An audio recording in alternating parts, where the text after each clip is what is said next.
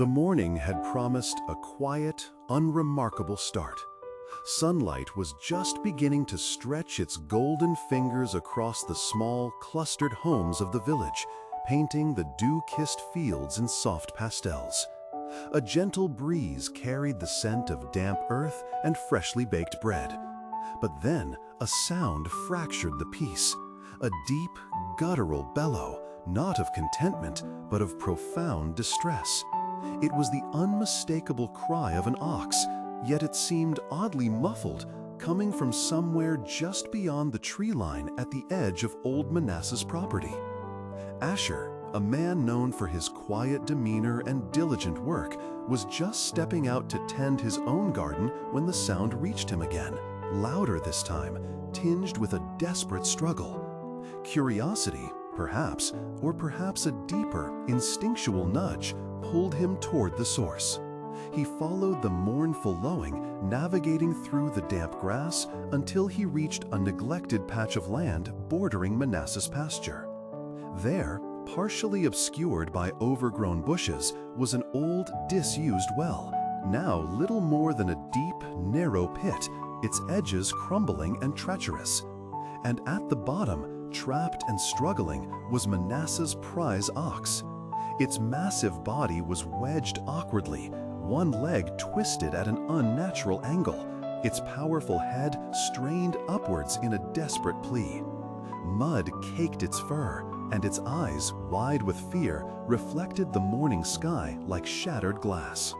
A sigh escaped Asher's lips. This wasn't just a simple rescue. An ox was a formidable animal, heavy and strong, and this pit looked deep. The first thought that often surfaces in such moments, perhaps for many of us, is the sheer inconvenience.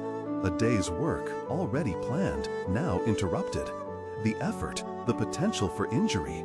It was Manasseh's ox, after all, not his own. Manasseh, who sometimes borrowed tools and forgot to return them, who occasionally let his chickens wander into Asher's vegetable patch. Asher stood there for a moment, the distressed cries of the ox echoing in the quiet morning, and a profound stillness settled over him. It wasn't just the sight of the struggling animal or the inconvenience of the task ahead. Something deeper stirred within him, a memory, a principle, etched into the very fabric of his understanding of the world. He recalled the ancient wisdom passed down through generations, a commandment given not just for those times, but for all times. He remembered the words from the book of Exodus, words that spoke of responsibility and compassion, even in unexpected circumstances. If you come across your enemy's ox or donkey wandering off, be sure to return it. If you see your enemy's donkey fallen under its load, do not leave it there. Be sure to help them with it. An enemy's ox. Manasseh was certainly not an enemy, but the spirit of the command was clear. Help was to be offered, not withheld, even when it was difficult, even when it was for someone who might not be your closest friend, or when it was inconvenient. It wasn't about the owner's merits, but about the need and the principle of active love. The realization settled in Asher's heart, firm and clear. He couldn't just turn away. He couldn't just walk back to his garden and pretend he hadn't heard. This wasn't merely an unfortunate incident. It was an invitation, a test of character, a divine prompting to live out a fundamental truth. He took a deep breath, the decision made. The inconvenience faded, replaced by a quiet resolve. He turned and strode quickly towards Manasseh's house. He found his neighbor distraught, already pacing frantically. "My ox," Manasseh cried, his voice thick with despair. "It's fallen. I heard it, but I cannot get it out alone." Asher simply nodded. "I've seen it. It's deep. We'll need more than just us two." Without hesitation, Asher began to organize. He didn't lecture Manasseh, didn't ask how the ox had fallen, didn't point fingers. He simply began to act. He fetched strong ropes from his own barn, sturdy planks, and a spade. He then called out to other neighbors, his voice cutting through the morning stillness, not with alarm, but with a steady urgency. "Friends, Manasseh's ox has fallen into the old pit. We need hands." One by one, others emerged from their homes. Young Elara, strong and quick, brought more rope. Old Gideon, with his knowing eyes and sturdy build, arrived with a shovel. Even Silas, who had a long-standing dispute with Manasseh over a shared fence line, hesitated for only a moment before joining the gathering group. The distress of the animal, the sheer scale of the task, and Asher's quiet leadership seemed to transcend their usual village squabbles. The rescue was not easy. The ox was heavy, panicked, and stuck fast. The pit was narrow, making it difficult to maneuver. Mud clung to everything, making the rope slippery, the ground treacherous. They tried one approach, then another, grunting with effort, their muscles straining, sweat beading on their brows even in the cool morning air. Asher directed them calmly, his voice steady despite the tension. "Gideon, brace this plank here. Elara, pull steady on that rope. Silas, lift from that side. Careful now." Hours passed. The sun climbed higher, casting harsh shadows.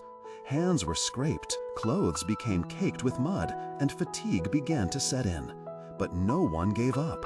The shared purpose, the visible struggle of the animal, and the quiet determination to see the task through kept them going. It was a symphony of effort, a testament to what a community could achieve when united by a common, compassionate goal. Finally, with a tremendous heave, a collective groan, and a surge of adrenaline, the ox's front hooves found purchase on the lip of the pit. With one final mighty pull, the massive animal, slick with mud and shaking with exhaustion, stumbled out onto solid ground. It stood there, panting, eyes still wide, but now with a flicker of relief. Manasseh rushed forward, his face streaked with tears and dirt, to embrace his valuable animal. The neighbors stood back, wary but triumphant. There were no grand pronouncements, no heroic boasts, just quiet nods of satisfaction, tired smiles, and the shared understanding of a good deed done. Asher looked at his mud-caked hands, at the exhausted but safe ox, at the grateful face of Manasseh, and at the faces of his neighbors, now bound closer by the shared labor. The morning had indeed been interrupted. His own tasks had gone undone. He was tired and dirty, but there was a quiet, deep satisfaction that transcended any inconvenience. He had chosen action over observation, compassion over personal comfort. He had remembered the ancient command, not just as words on a scroll, but as a living principle to be embodied. This isn't just a story about an ox in a pit. It's a profound illustration of what it means to truly love our neighbor. It reminds us that compassion isn't merely a feeling, it is a verb. It demands action, even when it's inconvenient, even when it's messy, even when it requires us to step outside our comfort zone or our pre-planned day. The command to help a struggling animal, even if it belongs to someone you might not naturally favor, beautifully encapsulates the spirit of boundless love and active care. What ox in a pit might be in your path today?